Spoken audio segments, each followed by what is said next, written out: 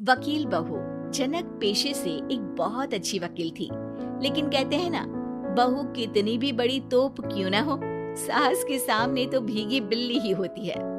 अरे जनक, क्या बात है, आज रोटी नहीं मिली अभी तक। ये तेरा कोर्ट नहीं है जो आज फैसला ना हुआ तो कल की तारीख मिल जाए। रोटी तो रोज वक्त में चाहिए। हाँ माँ जी, रोटी तो कब की बन गई, मैंने आपको कहा तो खाना खाने के लिए, आपने शायद सुना नहीं होगा। ओहो, जज नहीं हूँ मैं तेरे कोर्ट की, सास हूँ सास। कोई दलील फालतू की मत देना यहाँ। बहुत जानती हूँ मैं इन वकीलों को, अपनी बात ऊपर रखने के लिए झूठ बोलने में जरा भी नहीं सोचते। तभी वहाँ जनक के ससुर आ जाते हैं। अरे भाग्यवान, क्यों बेचारी के काम को कोसती रहती है हमेशा। मैं भी तो था वहाँ जब ये आई थी तुझे रोटी खाने को बुलाने के लिए। सास को तो अब गुस्सा आ जाता है कि कैसे किसी ने बहू की साइड ले ली।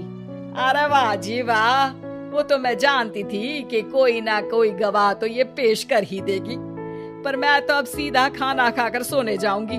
मुझे आदत नहीं है किसी से बहसा बहसी करने की।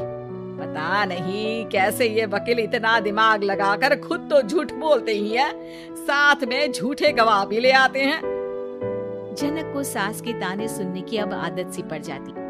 एक दिन जनक वकील की ड्रेस पर काला कोट पहनकर कोर्ट के लिए निकल ही रही होती है कि अरे कहाँ चली काला कौवा बनकर? टोक दिया ना, अब कोर्ट तो वकील वाले ड्रेस पहनकर ही जाऊंगी ना। वाह भाई वाह, दामिनी तो मैंने भी देखी है। सन्नी पाजी ने ऐसा ही कोट पहना था और कहा था कि तारीख पर तारीख, तारीख पर तारीख। मतलब कि कोई बात करनी है तो बोलिए, वरना वक्त नहीं है मेरे पास खराब करने के लिए। अरे पता नहीं तुझ में क्या देखा मेरे बेटे ने, सारा दिन वकीलों वाली बहस करती है भोली भाली सास के साथ। अच्छा सुन, जो इतनी बहस मेरे आगे करती है ना, जरा अपने बॉस से कर ले, जो 1 साल भी ना हुए तेरी शादी को और काले कपड़े पहना दिए। अंदर जा और लाल कोट पहन कर आ, पता तो चले कि नई नवेली शादी हुई है। अरे माँ जी, कोर्ट में मेरा बॉस क्या करेगा, ये तो पूरे देश की ड्रेस है वकीलों के लिए। लेकिन सास तो ठहरी सास। अच्छा, तो कोई जरूरत नहीं है 2-4 साल कोर्ट जाने की। शादी थोड़ी पुरानी हो जाए तब इजाजत दे दूंगी मैं तुझे काले कपड़े पहनने की। अब क्या था, मन मारकर जनक को लाल रंग का कोट पहनकर कोर्ट जाना पड़ता है। उसके जाने के बाद आहा, बढ़िया, ये पूरे देश की ड्रेस की बात करने वाली। अरे पहना दिया ना लाल कोट। अब सास आए दिन या तो जनक को उसके काम का ताना देती या फिर उसका काम छुड़वा देने की धमकी। तंग आकर एक दिन जनक पति से कहती है, मैं सोच रही हूँ कि कोर्ट जाना बंद ही कर दूं। अरे क्यों यार, इतना अच्छा करियर है, क्यों छोड़ने की सोच रही हो? अरे लाल रंग का कोट पहनकर जाना पड़ता है, हर बात पर सास ताना देती है कि वकील तेज होते हैं, सवाल जवाब करते हैं, झूठी दलीलें देते हैं। अरे तो ठीक है ना, वो जो कहती है अपनी समझ से कहती है, लेकिन तुमको तो पता है ना कि सच्चाई क्या है।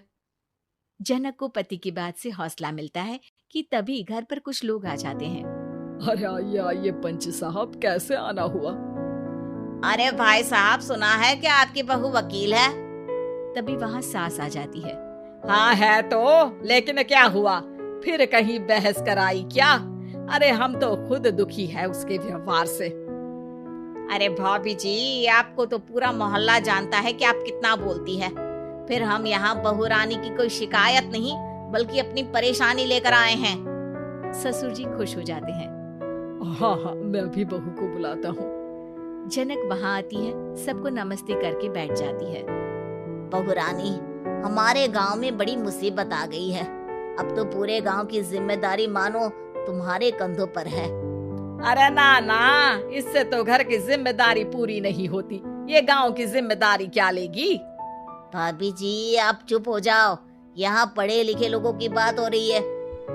आप जाओ, जरा रसोई से सबके लिए चाय लेकर आओ। मैं कॉफी लूंगी। हाँ हाँ, वकील साहिबा के लिए कॉफी। सास सर पैर सब पटक कर वहाँ से निकल जाती है। बहू, गांव में पानी नहीं आ रहा है, पड़ोसी राज्य ने हमारा पानी रोक रखा है। इसका मामला तो बड़े कोर्ट में चलेगा पंच जी, लेकिन ऐसा क्यों? वो राज्य हम लोगों से पानी के पैसे मांग रहा है। अब आधे गांव में पानी की सप्लाई खत्म हो गई है बहुरानी। अच्छा पंच साहब, बात गांव की है तो मैं जरूर केस लड़ूंगी। यहाँ एक बार फिर सास की एंट्री हो जाती है। अरे वाह जी वाह, ये काम करवा लो, आप हमारी बहू से बहुत अच्छा करती है। मैं हूँ सीधी सादी सास।